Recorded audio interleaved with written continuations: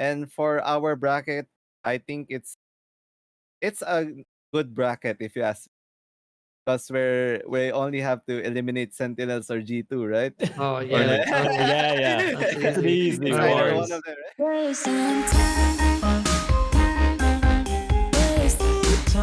All right, everybody, welcome. Oh, Bleh, he's ruined it. He's ruined the intro. It's fine, doesn't matter. We're just here for fun. Look, what are we here for? I don't even know what number episode this is. I think it's 32.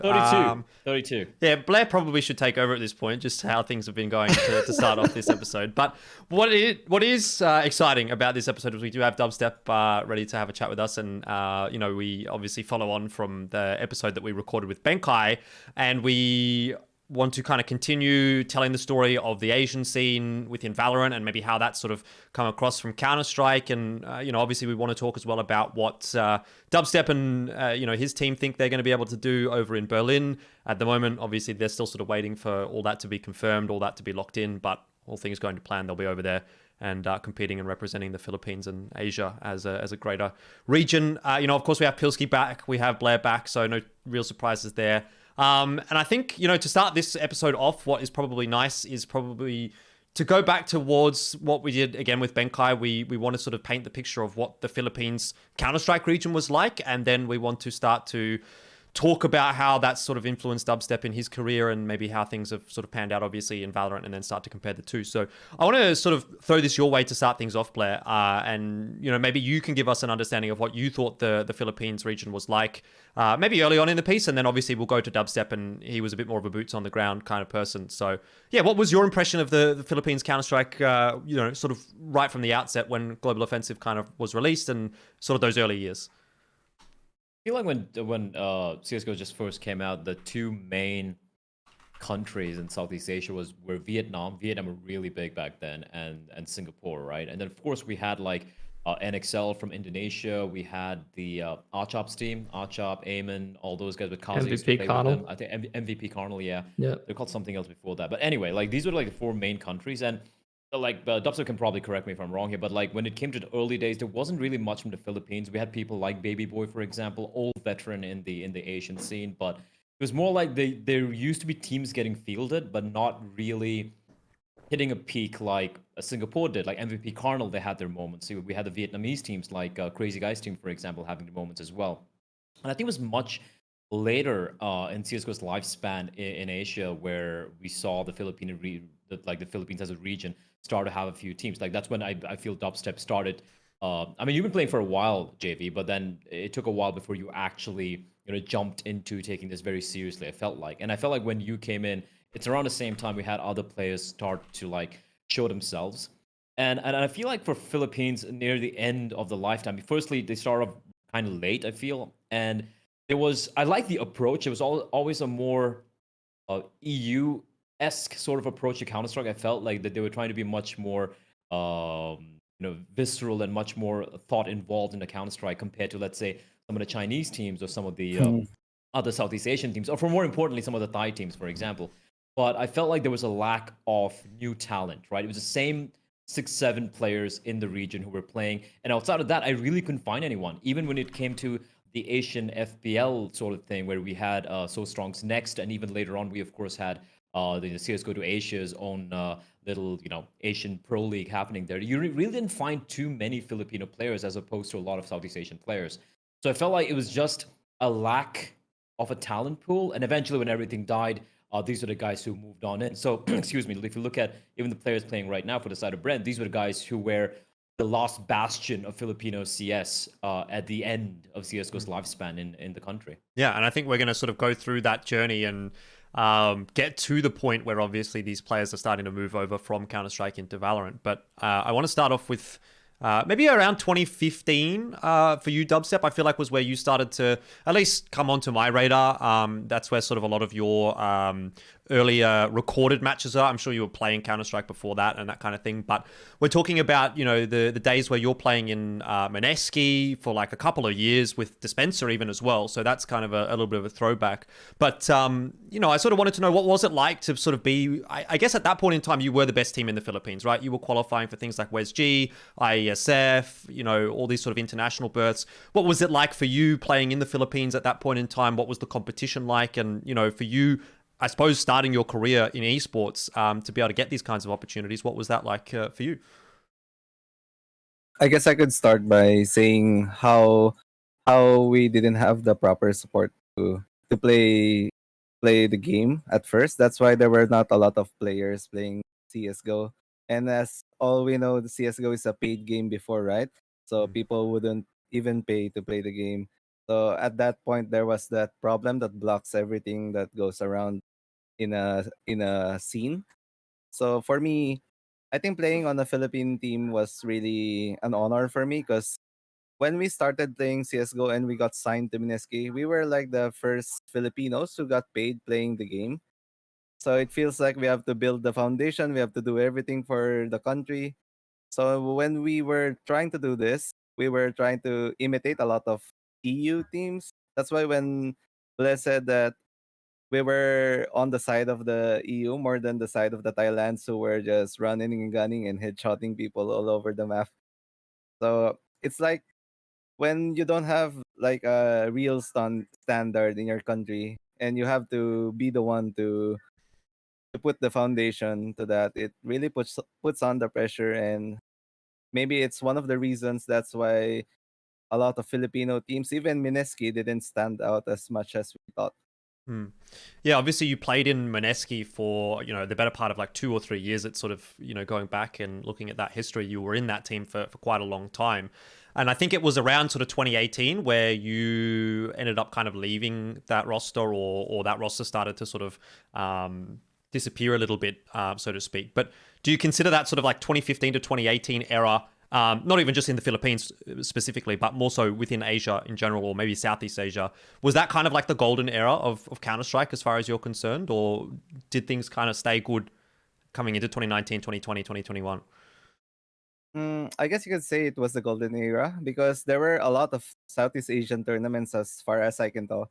Like there were tournaments by Razer and those ESL Cups wherein a lot of teams can fly, like WestG, ISF, and there's a lot of brands and organizations that host tournaments in Southeast Asia. But I I thought it will be like I thought it would be a ride to the moon from there, but then it went backwards. It was going down as as it goes longer. The scenes are slowly dying. Not because there were less tournaments, but there were a lot of people leaving the scene. There were a lot of people retiring.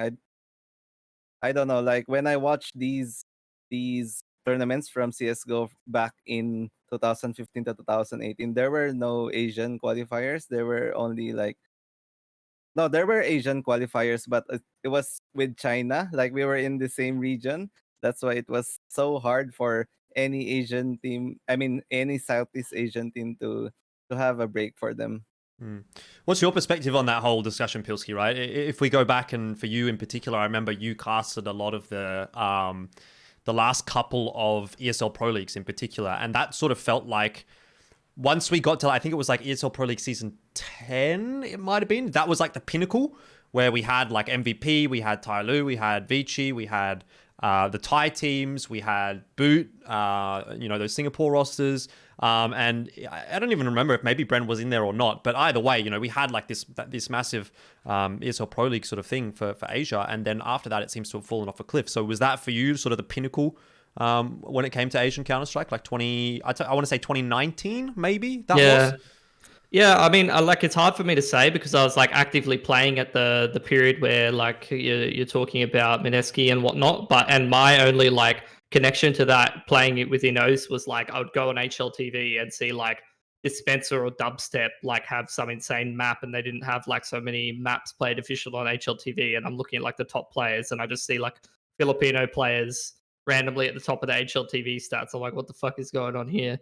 But outside of that, like, I feel like, the golden era for Asian CS includes, like, obviously all those Chinese teams, and then when Thailand was a really strong region, and that usually didn't actually include Philippines, because Bren was a good team, but they were only a good team, and they often, these tournaments, the way they would be divided up is like you would only have one spot for SEA to qualify, or maybe like two spots, and a lot of the time, it's Bren in semifinals or something like that up against a Thai team like Lucid Dream or something, or you're playing like, the boot mix, and they were always good enough to like take 12 rounds or play like a third map series, but they often fell at the last hurdle of open qualifiers and things like that in my experience.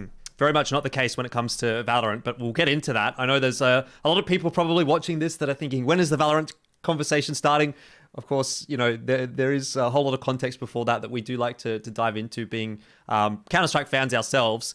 If you do want to jump forward, obviously there are timestamps, you can do that as you please. But I want to go to about 2018 now, DubsteP, and this is kind of the point in time where, like I said, you seem to have moved on from Mineski. Can you give us a bit of an idea as to why that might have happened? Did you actually choose to leave the team? Did you get kicked? Did you, were you no longer interested in Counter-Strike in terms of that super competitive sense? Or sort of what were the reasons behind your move on from this Mineski roster, which was a team that you pretty much played with from the outset, essentially? So the move was because there were differences between me and my teammates. The first one to move out was Ritrak, if you can remember him. He moved out to Archangel because Archangel was one of the orgs that took him. He was the CSGO coach there. I didn't move out of Mineski because he asked me to move into Archangel. I moved out because there were a lot of differences between me and Hannibal at that time.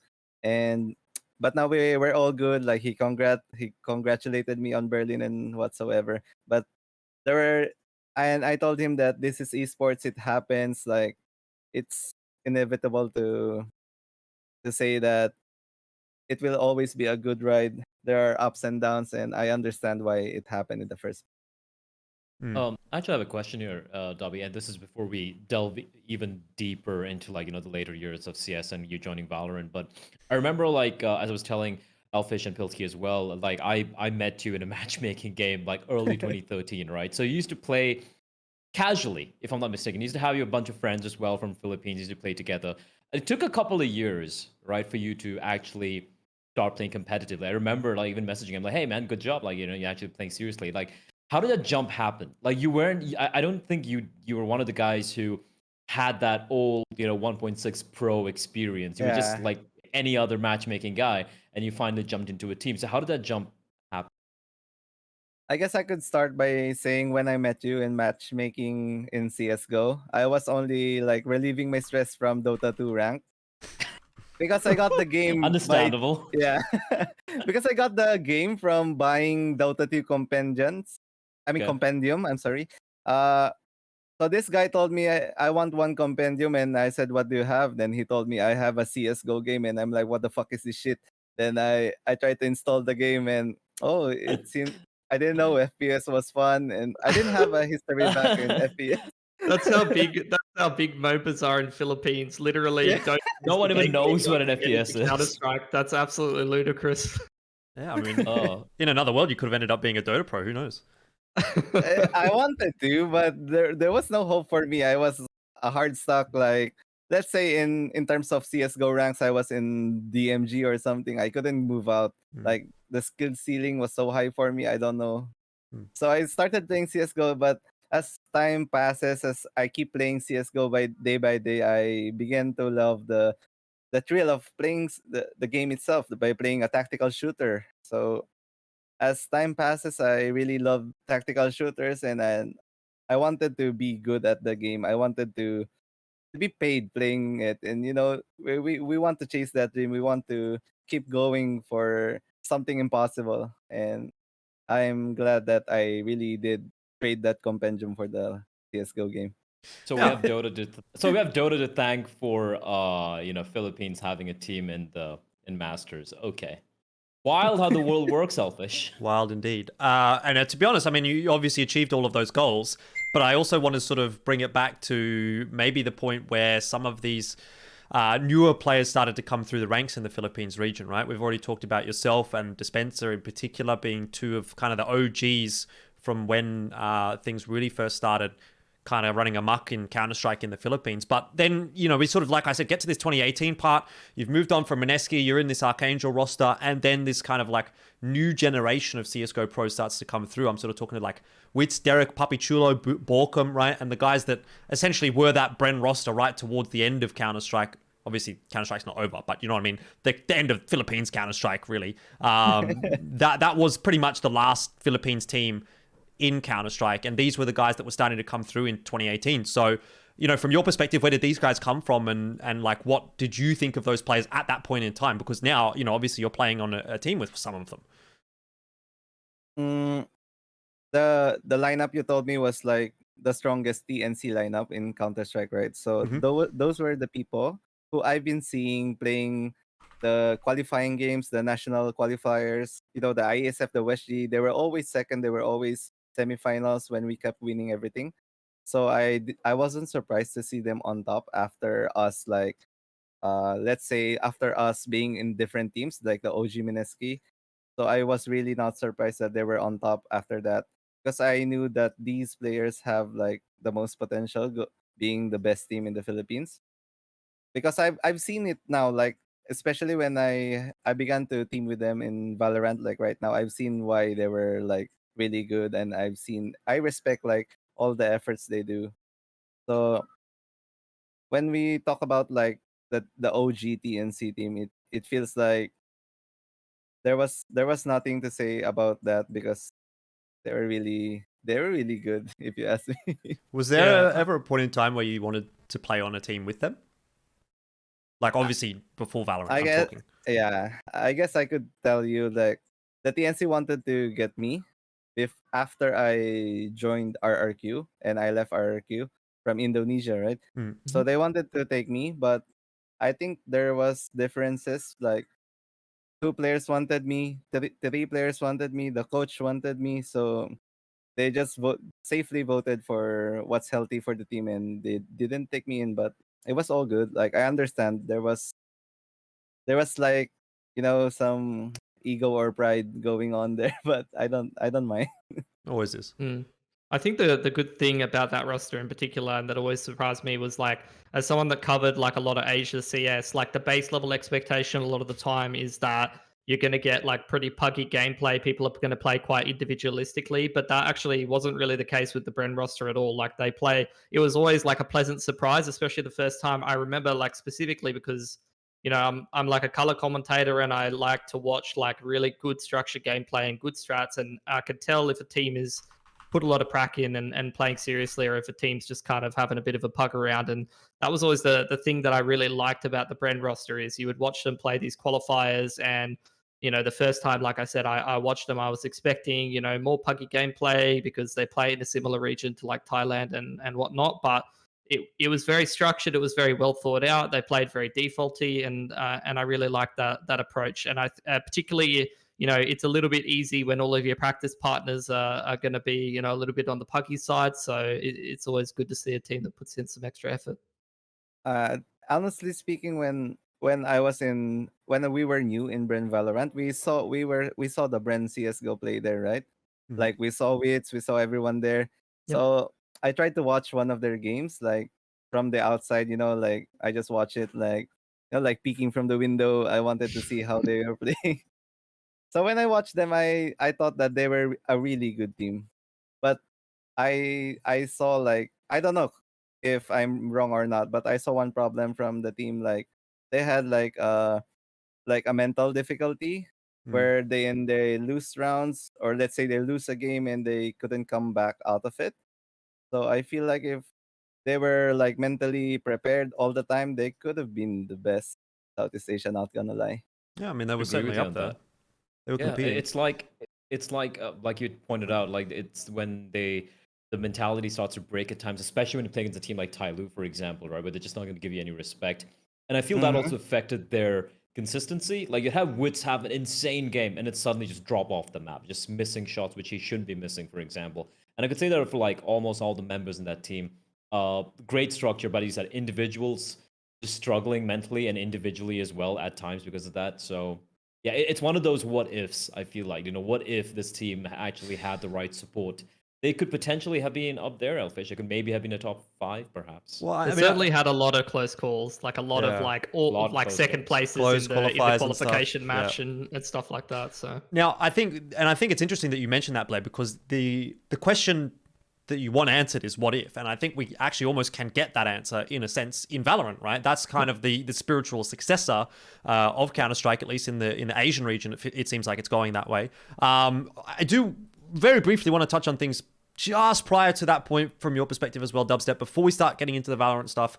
But there is obviously those couple of years between like maybe 2018 and the point in 2020 when you do actually end up jumping over to Valorant, where you're still kind of playing Counter-Strike, but you're not staying in the same teams, right? You're not really in Archangel even anymore. There's like gaps in play in terms of officials that we can see on recorded matches on like HLTV and stuff for like months at a time. And it sort of seems to snowball and get sort of more egregious the closer to 2020 that we do get. So what was that like for you? Were you maybe getting over Counter-Strike a little bit? Did you know that Valorant was coming and you were sort of starting to put your eggs in that basket?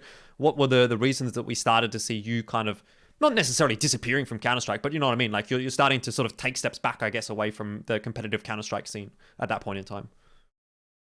I guess you could say when I started going to different countries, like the first international team I went to was RRQ, because that was the first non-local team I went to. So I thought to myself that I didn't know I could be of this value. I could get paid like this big to play on a team. So I felt like going back to a local team would just hurt me financially, and I wanted to grow, not just in game but also like outside the game. We have to put food in their tables and somewhat. So like when I started jumping teams, I thought like, fuck that Pinoy pride shit. I didn't want to keep going for the Filipinos. And I don't blame them, because as you can see, like we are a third world country and this is how it is, and there was no one to blame. So I just want to secure a future for myself, because it's hard to live when you're an esport player in Asia, right? So that was the move for me. I went into RQ thanks to Xcurate. He called me after qualifying to one close qualifier with Archangel, beating 5 power, I think. Like, it was so awkward when that happened, because after we qualified and beating 5 power 2-0 in I forgot, it was ESL Cologne, I think, the close qualifier. Then he called me. Everyone was beside me, my teammates, even my coach was behind me. They were listening to the call, and I was like, "What? Really?" They were hearing those words, that I'm like, "Oh, I'll let you know after this, okay?" It was so awkward. yeah, I didn't know how to. give some celebration time. Just literally like qualified. It's like, oh, this guy's actually good. Let's get him. Jesus Christ. That's awkward. Yeah, the RRQ team was created, which was originally supposed to be Crazy Guy, me, Machine Gun, and 2 more other players. So I don't know, like, after being in a international team, I wanted to keep going forward, like what Bntet does. Like, I wanted to follow his footsteps. I wanted to be, the Bntet of Philippines, and I wanted to be the guy who will be successful in terms of going pro in a country like Philippines. So it's not that I didn't believe in Filipinos, but I thought that financially speaking, it's better for me to join those other teams like Aster in China as well. And there were more teams like, let's like say, BTRG, right, and stuff like that. yeah, I tried to trial with them, but I think it didn't work out. And there was a lot of teams that I joined, but didn't really work out. It was always like 3 or 4 months, then I'm out. It's not really I'm out. It's either the team will disband or something will happen. Yeah. Yeah, and so obviously, the deeper into now 2020 that we get to, right? You're maybe playing on, I think was it Blank at that point in time, this Malaysian squad, or that you were sort of last seen in Counter-Strike on. At what point in time does Valorant come into the picture for you, where you start to go, Valorant might actually be an option here, right? I think the game was released in like June 2020. But obviously, probably like 6 months before that, at the very least, we heard about Project A. We saw like all this stuff. So, what is the timeline there for you? Like, are you still playing Counter-Strike and then you decide to go to Valorant, or have you kind of fallen out of love, I suppose, with Counter-Strike and you started to go, oh, you know what, Valorant actually looks pretty interesting? What is that decision-making process like from Counter-Strike to Valorant for you? There was actually an interesting story before I quit Counter-Strike. If you guys know, the last official game I played was against Bren Esports, and we lost that game. Like we were shit on by Bro. Like he clutched 16-2. like he clutched like 8 rounds, like 1v2s, 1v3s. So like, okay, I'm done after this. No, but seriously speaking, seriously speaking, I started to play Valorant casually on top of playing CS:GO professionally. So it was out, but I didn't make the switch like directly. I didn't make the switch like after the game came out. I was playing CBT. I was playing the official opening of the game as well. I didn't switch back then because the changing point for me was I was in blank, right, with Achap, Adoka, Ayman, and Micro. I think if I remember correctly. So we were supposed to have like a contract. I was waiting for that contract before if we were if we were to push through with the contract. I said I wouldn't switch, but pandemic happened and like shit goes crazy, and we understood the reasoning behind why the contract didn't push through, and that was perfectly reasonable for me. So the coach of Dispenser's team and also Dispenser, he kept asking me. He said, "Can you switch to Valorant? I want you on my team." But I kept saying no. Like maybe let's say I kept saying no for more than 2 months at least. So after the contract didn't push through, I just told him like, "Oh fuck it, let's go.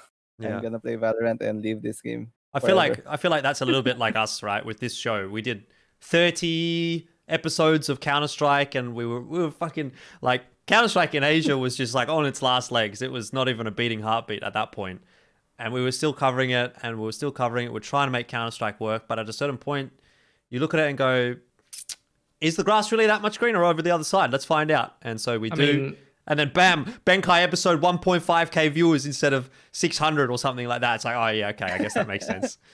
I mean, there's Sell so out. many stories like that. Like even Korean scene, for example, like there was meant to be like all these teams in CS, like Solo, HSK, like Zeta, like mixed teams and things, but no org support and contracts falling through and all that kind of stuff is obviously a big incentive to go the other way, and it's worked out for most people. So. Yeah. I want to take a step back actually from talking about your career, DubsteP, and I just want to talk about the Philippines in general, right? When it comes to what's happened with Valorant in the Philippines. I sort of follow a few of the commentators because I've been over to Manila a couple of times for some Counter-Strike events, and I met, a few of the commentators over there. And so based on what I'm seeing from them tweeting and, what they're talking about and stuff, it seems like Valorant is like this massive resurgence of shooters in the Philippines. Like Counter-Strike was like chugging along, but it definitely wasn't the biggest game in the world. Obviously, you guys are absolutely massive in Dota and whatever.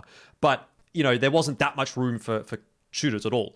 But from what I can see, it seems like Valorant has like almost saved competitive shooters in the Philippines region. What is that actually like from your perspective? Is that kind of on the money? I don't think so. I guess you could say like there were games like Crossfire, right? Like like those games had a scene here. Like it's also big, but not as big as Valorant right now.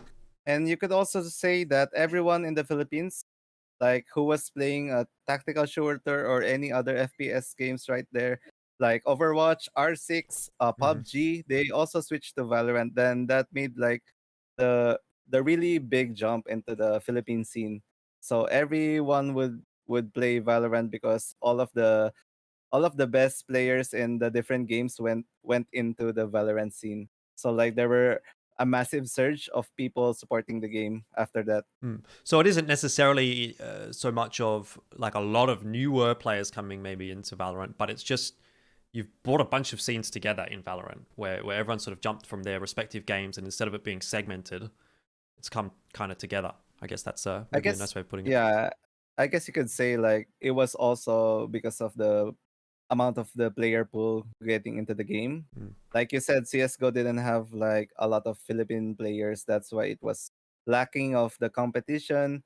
There was really, let's say, zero to none motivation for the best team in the Philippines to stay at the best. You're right.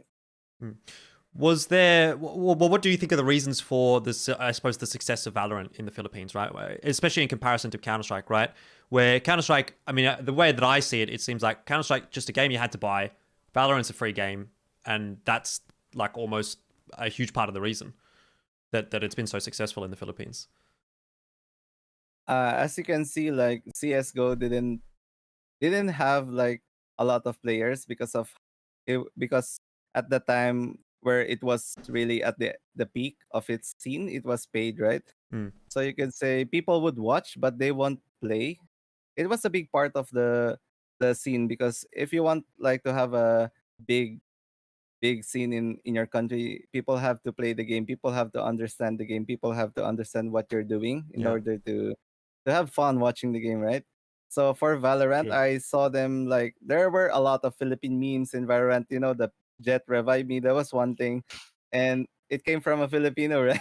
Yeah. So, you can see from there like this was gonna be big in our country because of how the recognition came through and how people were checking on every single funny thing on the game. Like there were groups in Facebook where there are 200,000 members, and that's only one group. And there are so much groups in Facebook. Like I was surprised in Counter Strike. Like the biggest membership group we had was like 30K on Facebook, and that was the biggest thing I saw. Did you feel like after obviously qualifying for Berlin and everything, there's obviously been a big explosion of support for you guys, right? For yourself, for the entire team Yeah, and yeah. everything. Do you feel that came about post the win because of you guys won, or was there already like an undercurrent of big support for the professional scene even before the win?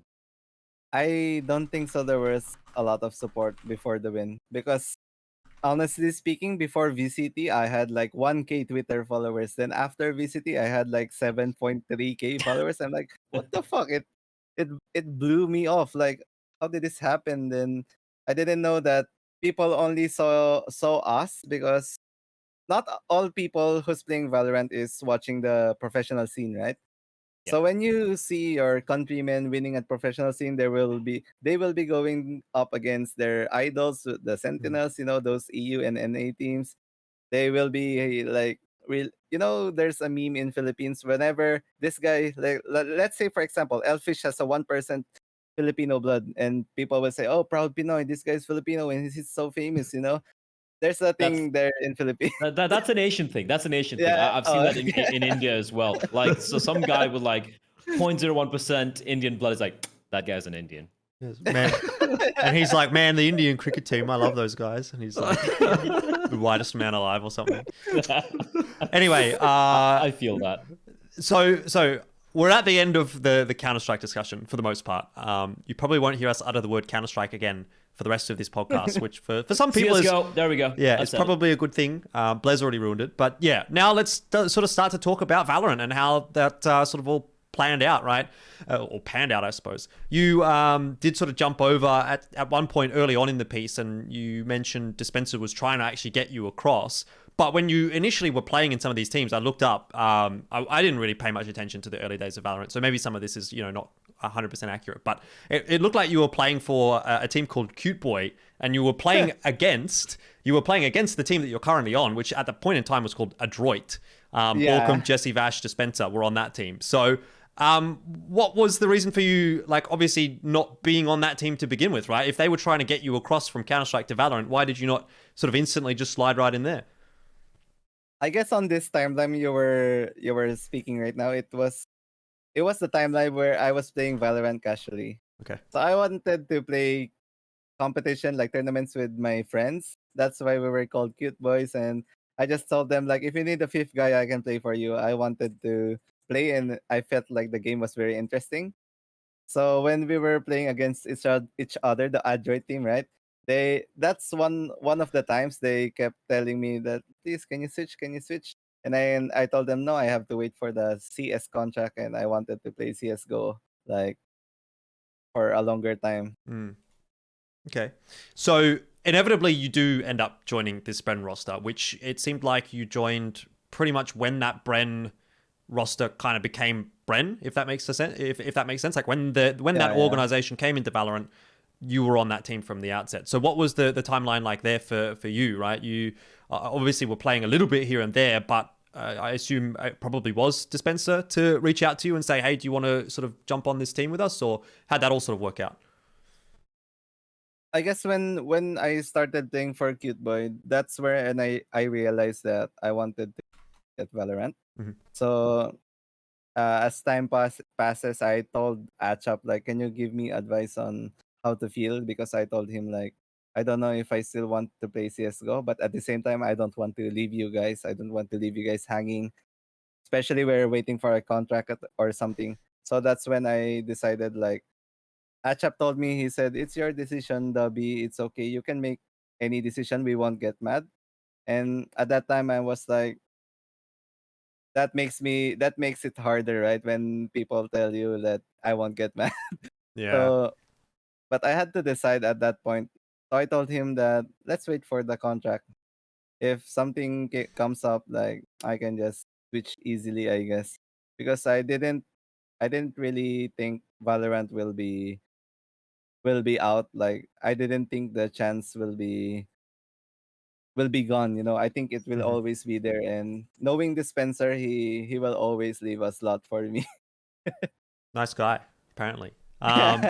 Obviously, you didn't end up joining that team, but why specifically did you actually join Bren? Was it just because they were the best at the time and you had those ties already to Dispenser, or was there any other teams you thought about sort of jumping into within the Philippines or even within Southeast Asia in general? I'm sure you could have joined any team within the Southeast Asia region potentially. I guess you can look at it that way, but they were when I joined the Bren squad, they were mostly around top 4 Southeast Asia. So it was a good start for me. Like I was really lucky to be in a team like that.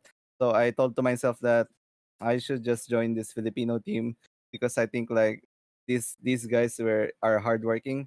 Like knowing a Dota 2 player is playing Mm. Valorant and he's one of the best in the country. Like that's so different. Like he's really talented and I like how the way he thinks because he was also like a major player in Dota as well. So Yeah. I learned a lot from that guy. So I wanted to have that experience to be in the same team as him. So I looked into perspective. I didn't want like what happened to me in CS:GO. I kept jumping from overseas teams and there was nothing happening, like nothing special happening to me. I was just getting a lot of money and that's it. And I didn't want to repeat that cycle again. Mm. So I wanted to jump back on the Filipino pride once more. I mean, in a way, it ended up being a good move because of the segmenting of each of the countries having their own qualifier into SEA. Like, yeah, I would be a little bit scared if I had to play like a Thailand qualifier or something with all the demons in that region just peeking me like crazy. So probably prefer that path, I suppose. I actually have a follow up to that as well. What Pilsky mentioned, right? Like, and this is a theory I have. I spoke about this to Benkai as well, right? Where when it comes to all of you guys kind of started on the same at the same time, right? I feel like the Thai teams actually transitioned even earlier. A few of them into Valorant, um, and they've been a dominant force in CS at least like at the end of its lifetime in the region. Why do you think you guys and teams like PPRX, players who have traditionally struggled at least in CS:GO at the very end against some of the Thai teams, some of the Southeast Asian, the hard fragging style of teams. that you guys are finding success while they're struggling quite hard right now, even though all of you guys shifted at the same time? Is it because of the potential, the skill cap, or so to speak, where individuals can't really pop off and do crazy shit, or is it because your approach, which you had in CS:GO, now is transitioning into Valorant much better? Like, what's your theory on that? I guess you can bring up what Lesky told us. Like he he he was he also mentioned how structured the Filipino teams were. So I guess it was really rewarding us on some point because Valorant is like only a, let's say, a 24 max round game, right? So Yeah. like any mistake you make, it's so crucial. Like one mistake you make, like over peaking and overextending, at some point it can bite you in the back so easily. So I guess like the confidence that the Thai teams are giving us, it can work, but it doesn't work all the time because in Valorant, if you make one mistake, it's going to be really hard to come back with.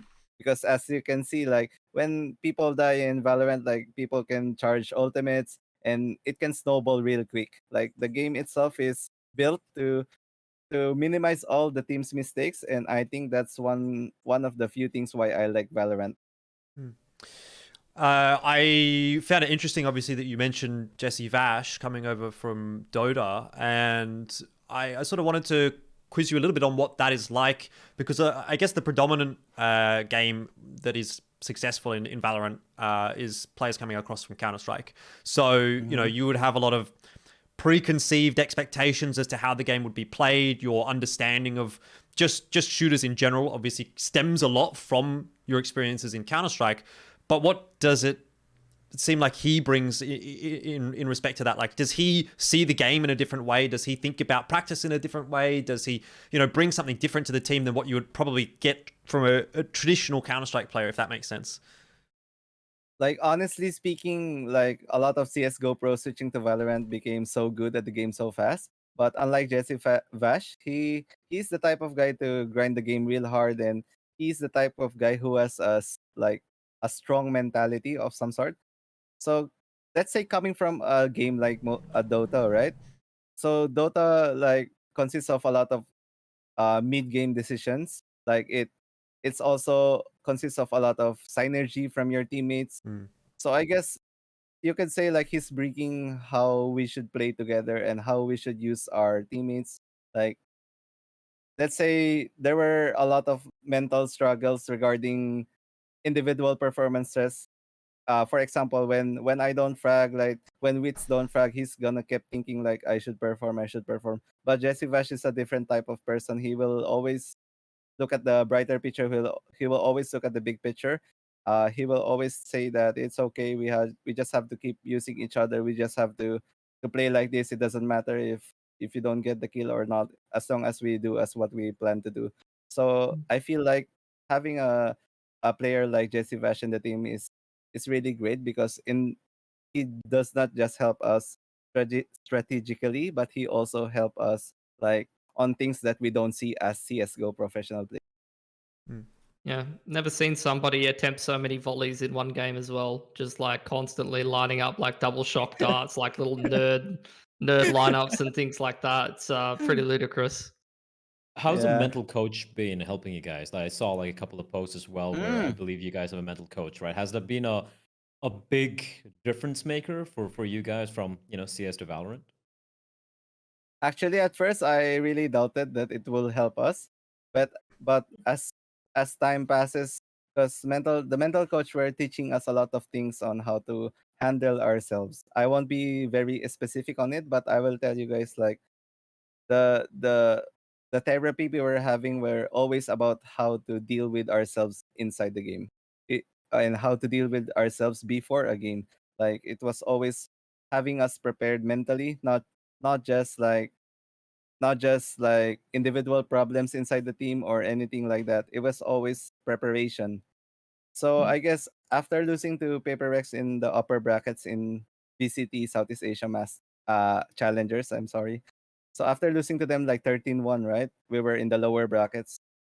We had like a quick meeting with our therapist just after the game.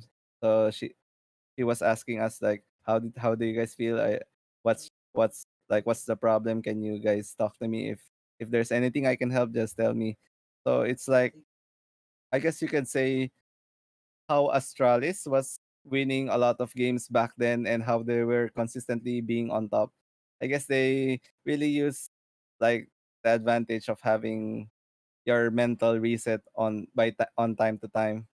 But I wouldn't say it's like the biggest factor. I guess I should say that being in this team like brought us like, I don't know, like I don't know how to describe this, but being in this type of team made me realize that there was hope for Filipino esports. Mm. Is it like that professional structure and like having extra things like a mental coach and whatnot that gives you a little bit extra? Yeah. Yeah, I think like one of the teams that I've had the pleasure of coaching has like access to a sports psychologist, and I basically like sit in the background and watch some of the stuff that she does, and it's pretty awesome. It's pretty special. It's good to see like professional performance evaluation in esports and all kinds of things that people wouldn't often think of, that it can make you look at things in a different light as opposed to just the same thing over and over again. Yeah, like for example, when we acquired Witz, that was the only time we could comfortably compete in Southeast Asia. Because when we were acquiring different people, like from, they were not like tier one CS:GO players, I should say. We were acquiring those people, and we most of the time have individual problems, and we couldn't move on from that. And I felt like it was a waste of time having an individual problem in such level. So when we acquired Witz, it was so much easier for us. So having him in our team, he understands the basics, obviously. So having in our team, we could move on to the next level. We could have a step forward, and I'm glad that it worked out for us. That's actually a perfect segue into our next topic, which is to start talking about the more modern era of, what's been happening in Valorant this year, specifically for you guys. And obviously, that roster change is a big part of it. I want to start things off. We're going to backtrack a little bit from that Witz change. Go back to Stage 1 Challenges 1, where at that point in time, you're pretty easily considered the number one team in the Philippines. Obviously, things are going pretty well for you. You're winning all these sorts of tournaments, having really good results.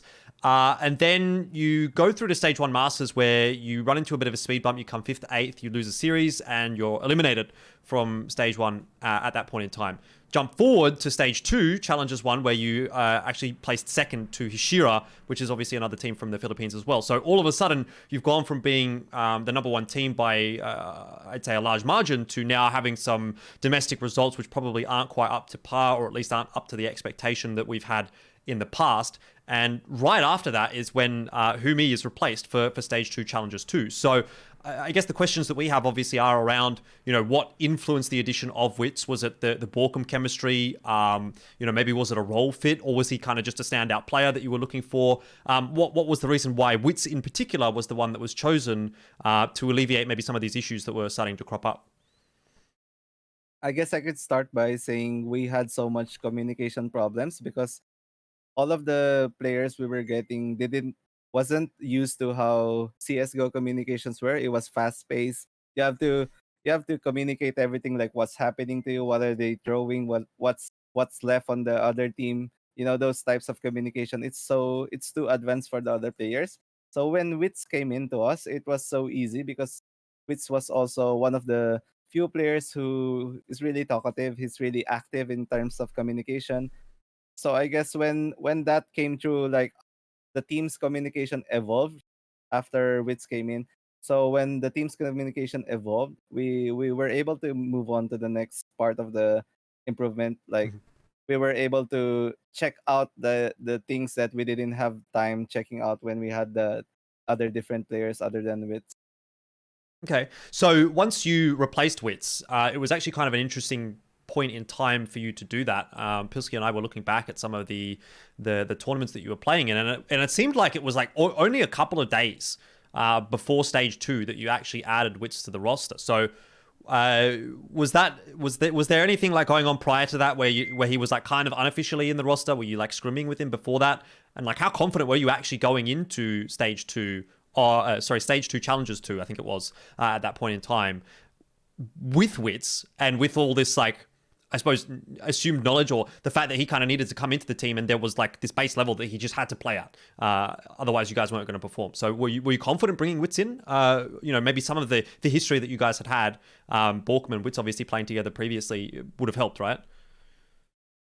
I guess you could say like Witz was part of MITH before we got him, right? Mhm. So he debuted his Valorant scene in Thailand, which was interesting to me. We kept watching, but when we saw him play, we all agreed that he doesn't have enough experience, but he has the skill set to be able to keep up with a team like us.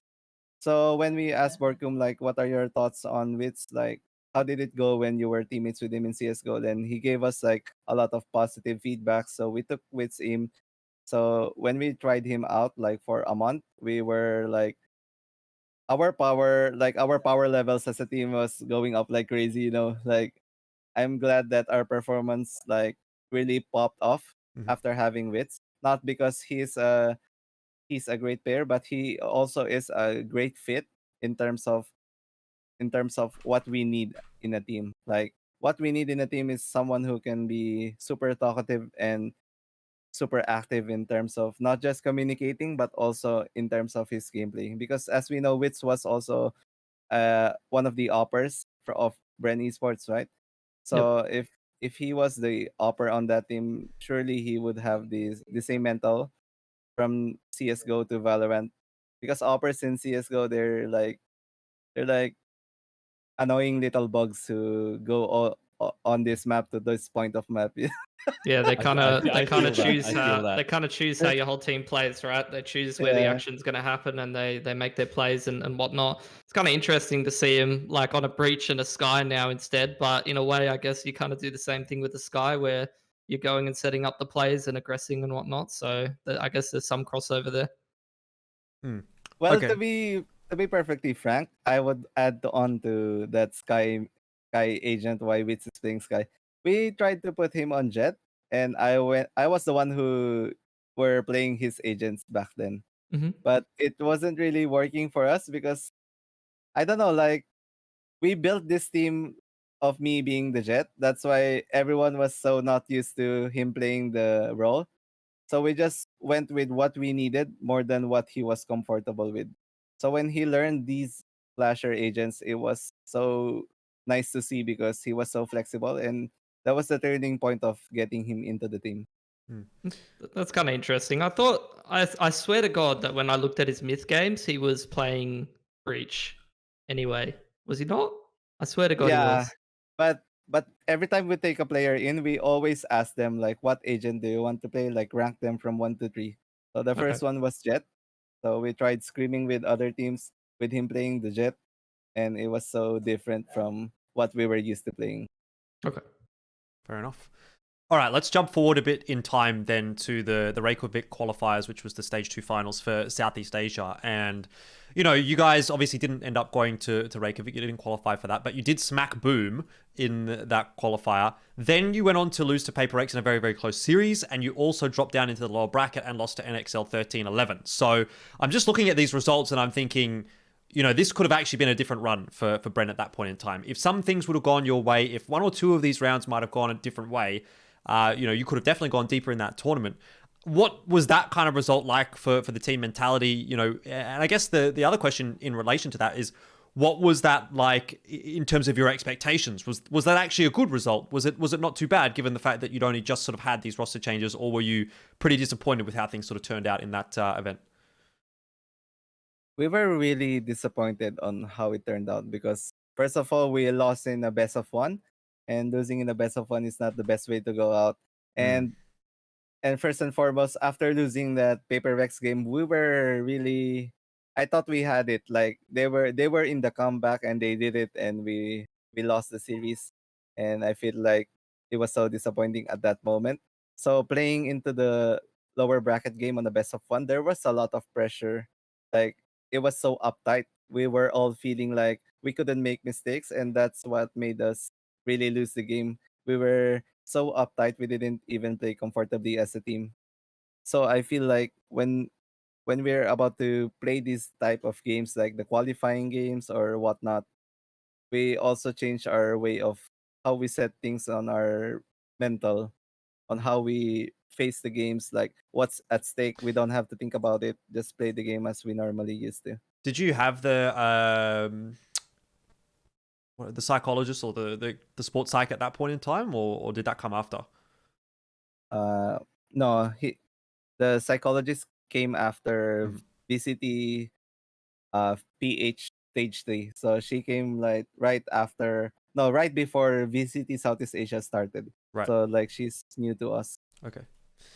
Yeah. Well, I mean, I suppose that could have definitely helped back then, but better late than never at this point in time. So, obviously you don't qualify for Reykjavik. That sucks, but there is more opportunities to come later on in the year, and as we know, they've all turned out quite well for you guys. I want to talk about actually this qualifier that you guys have just managed to come off, with a victory. The season 3. Or stage 3 playoffs, I should say, for Southeast Asia. And just to sort of set the context a little bit, obviously, in groups, you guys did really, really well. You didn't even drop a map, but you were, I think, in a sense, kind of pushed by some of the Southeast Asia teams to some reasonably close results. Obviously, then we move into playoffs where you beat Cerberus pretty easily. There's this very close win against Big Bam, which is Crazy Guy's team. And I know Bleh's a big fan of Crazy Guy. So he's probably got a lot to say about that guy. But yeah, I mean, what did it feel like kind of like going through the middle stages of that tournament? Were you pretty confident in terms of your ability to qualify? And obviously, we want to talk about the PPRX results in a little bit, so maybe don't jump too far ahead in that respect. But at that point in time, were you like, oh, we're doing well? Are we feeling confident? Or has that result sort of put you back a little bit and you're going, oh, shit, things are a bit too close for comfort at this point in time? So after winning the semifinals against Crazy Guy's team, after winning against them, we felt like we had the biggest chance to qualify. So we didn't on the start of the playoffs, we didn't expect to win the whole playoffs. We just wanted to qualify. Like we don't care if it's gonna be on the upper bracket or the lower bracket. We just wanted to qualify. That's what is the most important thing to us. And I feel like we kind of overlooked on the PPRX game. Like we were really surprised on how much mistakes we were getting on the PPRX game, and especially on the upper bracket, right? So our expectations going into the playoffs is we really felt like how the brackets were made. We really felt like we were going to qualify for Berlin. Blair, is there anything in here that you want to say? I mean, do you want to go on a massive Crazy Guy rant again, or? I don't want to go on a rant. I feel like Crazy Guy is someone a lot of like newer people would be like, oh, this guy's really good at Valorant. But anyone who's been following Asian CS from back then would remember he was the first Asian CS:GO superstar. Before Tyloo guys, before Bntet, before Kaze, he was the first guy. And then the Vietnamese scene just broke apart, like completely broke apart. And he played in a few teams here and there. If I remember, a couple of mixed teams. He disappeared for a while. And then I open up Valorant, install the game. I check the leaderboards. I'm like, wait, is that the Crazy Guy? Yeah, I think he's number guy. 1 right now. I'm pretty sure he's number one right now. Out of he's got nowhere. like 1K RR. He's on number 1 on the leaderboard.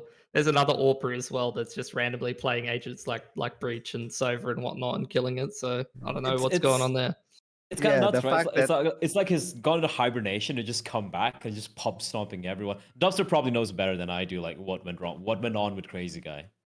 I mean, the fact that he's playing Sova and he's having this high ACS, which is for mainly duelist agents. It's so crazy to think like how much more he could do on such a better, no, I wouldn't say better, but a different environment. Yeah, I think if he's on a better team, he probably wouldn't be getting many of those kills. To be fair, so that's true. Yeah, Pilsy and I were talking about that when we were researching this episode, and we were looking at that game in particular. He went 58 on 42, and he's playing Sova. He's literally top fragging for his team, playing a support character, and I mean, I'm thinking about it, and I'm like, I'm watching JessieVash play, and he's sitting in a corner lining up his 2 shock darts, and Crazy Guy's like wide swinging 3 people. So people play differently, I guess. Yeah. Anyway, this is obviously not a Crazy Guy podcast as much as Bleh would like it to be. We want to talk, of course, about the upper bracket final against PPRX, right? This was the big one. So you've gone through the bracket, you've managed to qualify through to the upper bracket final, which is the qualification match, one of, obviously. And this one doesn't work out for you guys. You go 2-1, you go down in a couple of close maps. I suppose there was some questions around that final map in the pool where, you know, like we said, you have these close maps. I think you actually traded maps where you won theirs and they won yours. And then, you know, we get to the final map in the pool. And it kind of just feels like Forsaken and Dava just went like, fuck this shit. Like, we're just going to win this game. What was that like, you know, from being inside of the Bren camp? Where you guys, you just felt like there wasn't really much you could do in that final game? How did that sort of all go wrong, at least in the upper bracket final? I guess I can put the blame everything on me on that final map because I was trying so hard that I told my teammates like, this is how they play, this is how they play. We should do this, we should do this. We didn't stick to our original game plan at that time. So when we lost that map, I'm glad that we lost like 13-1 or 13-5 or below. I'm glad that we didn't lose overtime or 13-11. So it felt like it was okay. It didn't really actually break us as a team. So I feel like they really deserve the win, especially after that ace from Icebox, the first map. The ace Oh, from yeah. Forsaken, that was fucking crazy. And I felt like he really fucking deserved that map. But if we won that map, I felt like it was a 2-0 anyway. So it's okay losing the third map. We didn't really jump into it as much as we should have. So we just shrugged it off, move on, and focus on the next match. Was it really a case of shrug it off? Like there was no lingering, I suppose, mental obstacles, I suppose. Obviously, you've just lost this opportunity to go to Berlin. In theory, right? There's obviously still another qualifier spot. But was that something that you were sort of really dealing with coming into the rest of the matches in the tournament? Or was it just a case of, yeah, like, okay, that's done, but there's still another chance? I guess this is where the psychiatrist was really big for us. Like after that match, the psychiatrist talked to us and asked us a lot of questions. Obviously, we were talking about what happened, and after clearing all these things, like it was so easy to move on from the match. So I guess you could say that it was easier to move on a match like that compared to a closer match if we did end up on a closer match on the third map. Yeah, you guys had some like insanely close maps. I remember I literally like had to. I was observing your first game against the Taiwanese team. I think it was like CBT on Yeah. Bind, where like you went like 18-16, and I had to like cast that night, and I was going to be late for my casting because you guys were going to so many OTs. Like it was pretty ludicrous. But Awesome. anyway. Yeah. All right. So let's talk lower bracket final then. This is the other qualification match, and this was one against Alter Ego.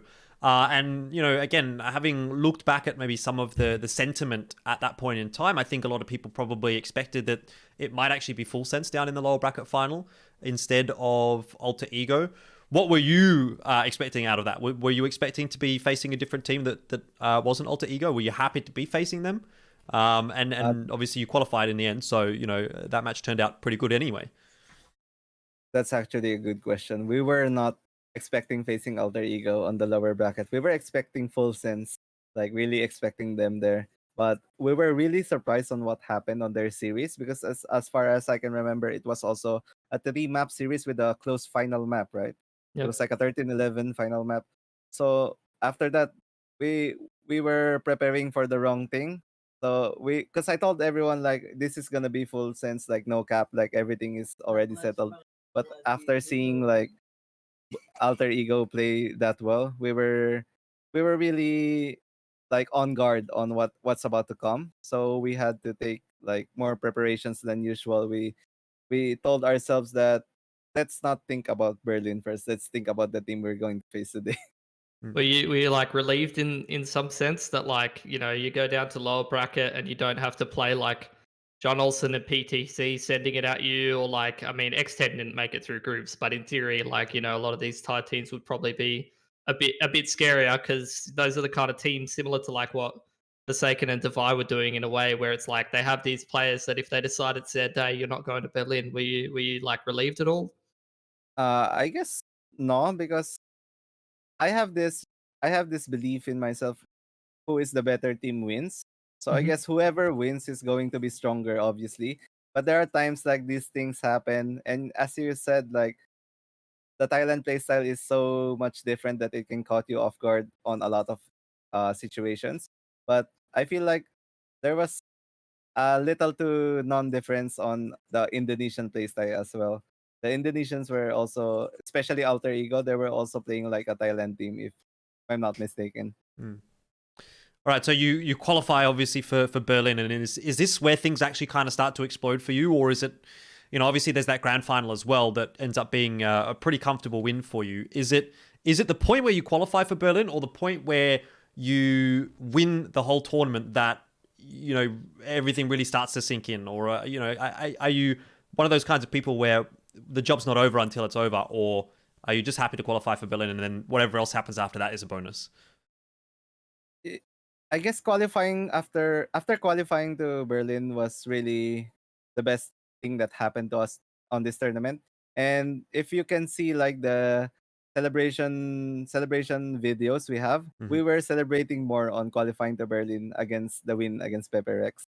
So it feels like for me and my team, like that was the most important thing. And going into the grand finals versus PPRX, we just told ourselves like this game is just it's like a battle of bragging rights and seeding. Of course, I don't know if seeding matters or what, but after seeing the groups right now, it did matter. I was going to ask you. I mean, it definitely mattered.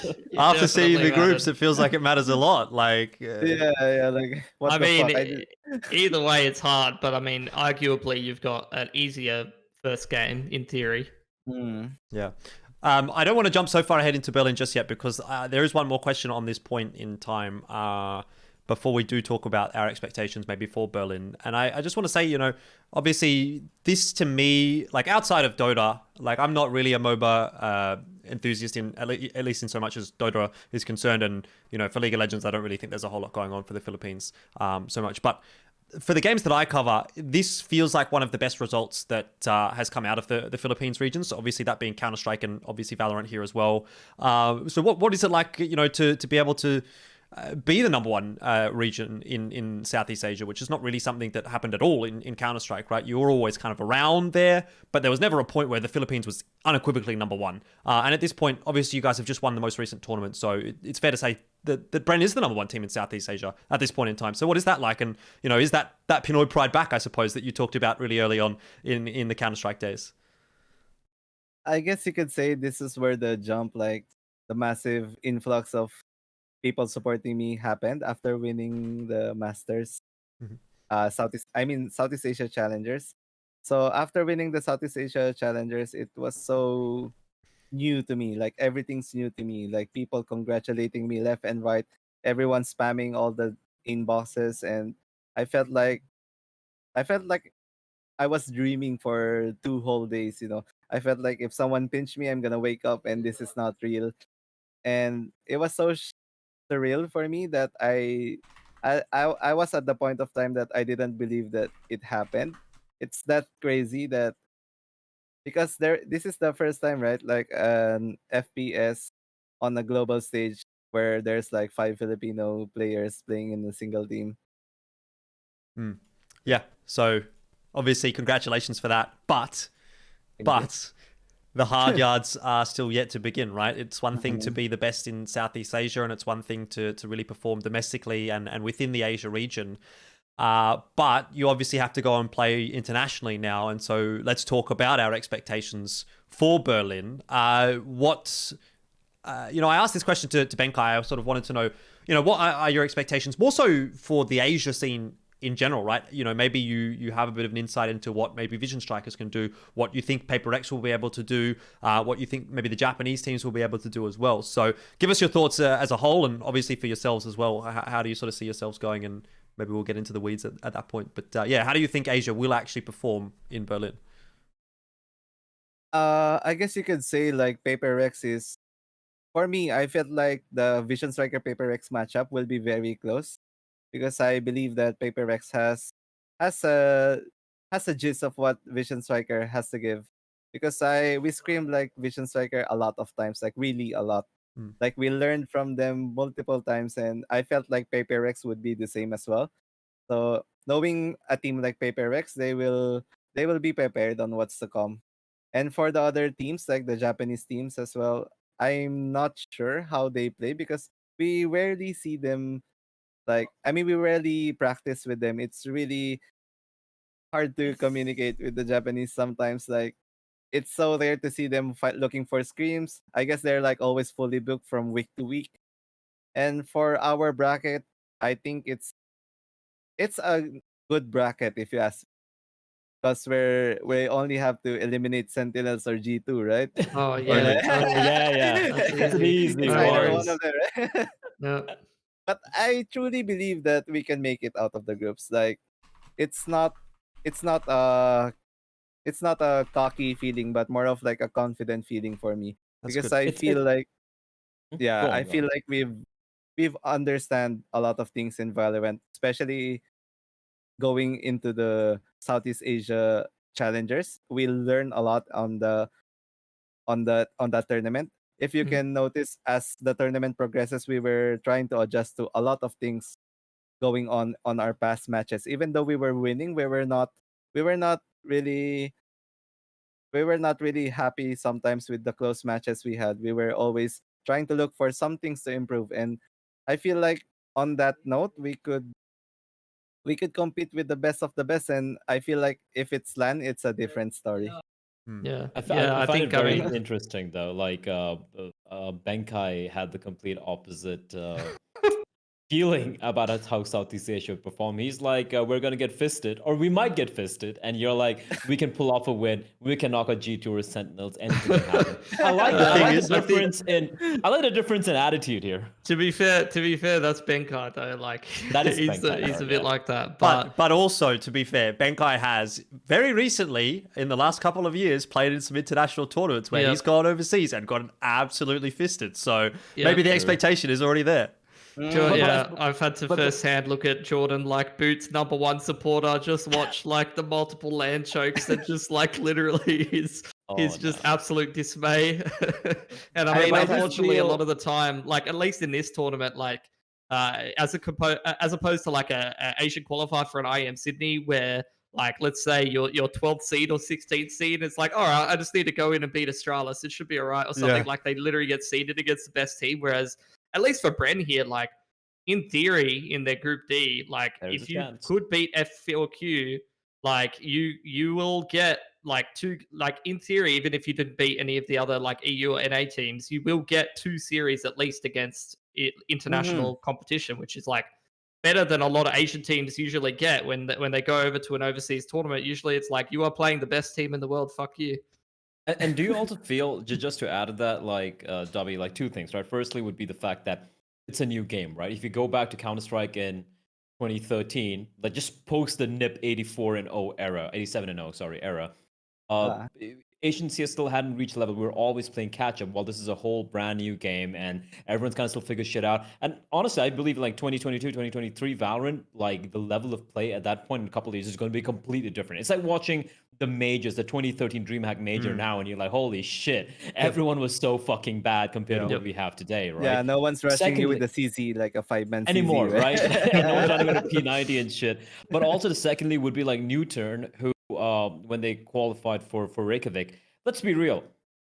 No one really expected Newton to do much. Everyone expected Vision Strikers to go there and maybe, get a top 3, top 4 placing. When the upset happened, no one really expected Newton to do anything too crazy. And yeah, sure, they did beat a team who had a stand-in. They got a little bit lucky with some of the matchups and everything, but you can't take it away from them. They were still competitive, and they had some pretty close maps as well, right? You can't take it away from them. So these two things, like, do these two factors help you guys like mentally prepare? Like, be like, yes, we can beat a G2. We can potentially even take on Sentinels.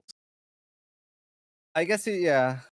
Going back to Newton, right? Their run was absolutely crazy, and I respect them for that. Like, that was a run that we always look forward to, because when we scream against Newton, it was always closer. It's either we win, they win, but it was never like a one-sided practice. But practice is practice, regardless of saying True. you beat them or not. But Thank we you for can saying that. Unlike a lot of other Southeast Asian players, like, mean, yeah, we it's- scrimmed them, we beat them in scrims. It's It's This the shit. it's the only frame of reference that you've got. That's Yeah. that's the only way you can compare yourself. But yeah, go on. But even though it's just practice, you can feel what the level of play they are trying to have, right? Like what Yeah. you can feel like a little bit of how skilled they are. Even Yep. though they're not playing it seriously, you can also tell how you can go toe to toe to them in a tournament Yep. format, I guess. So it's the same thing as how Newturn did their magical run on Reykjavik.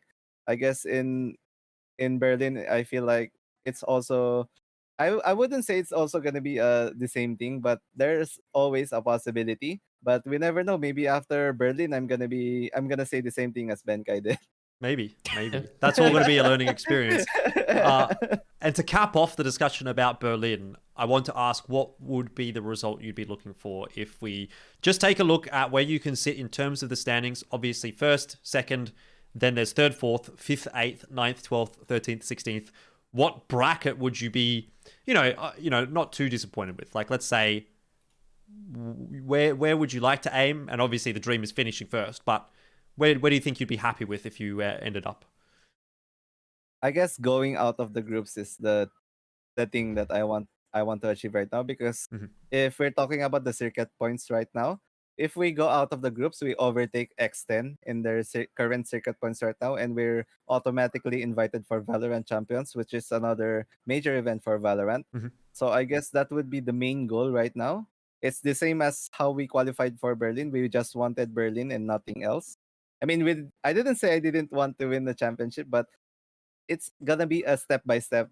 Yeah, of course. From there on, yeah. All right, so top 8 is basically what you're looking for, and then anything past that is a bonus, and that's going to be a great result if you get any further. So I think that's pretty realistic, at least in terms of what might be able to be achieved, and I think that was quite in line with what Benkai said as well. He was going to say, if they could make it out of groups. He did, to be fair, say that they were hoping for a good group. So, maybe he's up the creek without a paddle, but bad luck, Benkai, that's fine. We still have hope in Bren. Now, to cap off the episode as well, we're sort of getting towards the very final stages. I wanted to just ask you the question of where would you actually be had Valorant not come along? Let's say Valorant did not exist. Would you still be playing Counter-Strike? Would you still be in esports? Would you have moved on? Would you be doing something else? Where do you think you'd be at this point in time? I guess you could say I'm the type of person who doesn't give up. For the age of 28, I'm still trying to chase my dreams. So I guess you could say I will still be playing Counter-Strike, and it's going to be the same thing. Like, I'll keep pushing through until I make it. All right. And then final shout outs from you, DubsteP. I'm sure you've got a lot of fans to thank, whatever it may be. It can be anything. This is your sort of moment to shine. I guess shout outs to all the people who are supporting me right now, like all the new people like trying to follow my social medias and whatnot. I'm really thankful and grateful for you guys, and also thank you for Elfish, Pili and Bleh for having me here as well. And I don't get to talk much of my history most of the time. I always get to talk of what happened and what happened last game. That's the only interview I get. And I'm glad that the Philippine scene is growing right now, and we're trying to pave way towards it. And shout outs also to Bren Esports for very being supportive for us right now. And also shout outs to my family, my girlfriend, and all the friends that are supporting me locally and internationally. And also I wanted to thank God himself for giving me this blessing and for making my mental strong for everything that happens throughout my career. Hopefully you're going to continue to get all of the help that you need come Berlin. Pili and Bleh, anything to say before we close the show? Any final questions maybe for DubsteP if you've got anything? I don't really have a question, but I just wanted to touch upon, or just like expand on what DubsteP said. It was like, as we see a lot of these Asian teams and players get success in Valorant, which I'm sure is going to be happening. You look at Vision Strikers guys, you look at the Bren boys, you look at the guys from, even from Japan for that matter, even from PPRX and all these guys. A lot of newer viewers coming into Valorant don't know the history of these players or these teams, right? Like Solo, for example. A lot of people didn't know who this guy is. They're like, 34-year-old guy, who the fuck is this guy? I'm like, the most successful FPS player of all time from Asia. Just saying, And I feel it is a disservice that the history of all these players should be forgotten and Yep. shouldn't be known. I think it's more important to know that they played, they struggled, they lost, and yet despite that, they had the strength to shift to a new game, whole different scene altogether, and find success there. And I think that is something which I'm glad we get a chance to tell, even if it's only for DubsteP or Benkai or maybe one or two other guys. I think a story at a time, it does paint a much prettier picture overall. Yep. I have something to share, by the way. Go on. When I asked myself if I still wanted to compete, I went to HLTV and I searched for solo. I look up how old is he when I saw it, and then I think I know the answer. Yeah, there you go. And then It's like like solo, right? Like all those Korean boomers, man. Bale, Glow, Solo, Yeah, Perry. They're still all crazy. playing and coaching. It's insane. I look at them like, I could be still playing, but no, fuck it, I'm shit at the game. Yeah. Anyway. I mean, you watch Solo at the end of CS:GO though, and like 1.6 frag movie, shooting everyone's head off to like staring at top mid boxes at Mirage, like on the lurk or something like that. Bit of a contrast. Yeah, I'll second what Blair said though. Yeah, I think it gives you like a really wholesome perspective of like if you contrast it to the Vision Strikers run in sorry, not the Vision, the New Turn run in New-Turn Reykjavik, and the Vision Strikers upset as well. Where it's like even just that upset to make it there was almost like the old guard getting it over like the new squad or whatever, and like having like a bit of an edge of experience. And then the way that I think about this Bren roster is like you have if you have like a picture of the history, it also gives you like a more wholesome like and holistic like perspective on what the team makeup is. Like you have like a Dota Pro, and then you have like the Bash Bros of like DubsteP and Dispenser from the early Filipino teams. And then you get two of the guys from the new Bren roster. It's like this beautiful amalgamation of Filipino players coming together and all the right sort of ingredients to have a championship team. And then they go on and win SEA. So that's pretty awesome if you ask me. Yeah. And well, best of luck in Berlin, DubsteP. That's the end of the Best of luck, episode. Thank you for joining us, Thank you. and thank you guys for watching as well. If you got this far, hope you enjoy the content. Hope you enjoy the stories that we're telling. And if you do, make sure you drop a like. Make sure you do drop a sub. Would be very much appreciated. Sponsor us. And you can sponsor us as well. We're still alcohol sponsor, right? We love alcohol. We need an alcohol Still sponsor. alcohol. So, Yeah. if you're an alcohol company and you're watching this for some reason, Will the interviewer get one of the alcohols if you ever guys get the sponsor? exactly. We'll Yeah. just send one to everyone. We interview. all drink it while we do the episode. It'll probably make the episode 10 times better. I think So- honestly that'll be a good way to go. If you win, we celebrate. If you lose, we celebrate. So there you go. That's Win-win. the old land mentality. You go out in groups, or you win the whole thing. You celebrate in the same way. Yeah.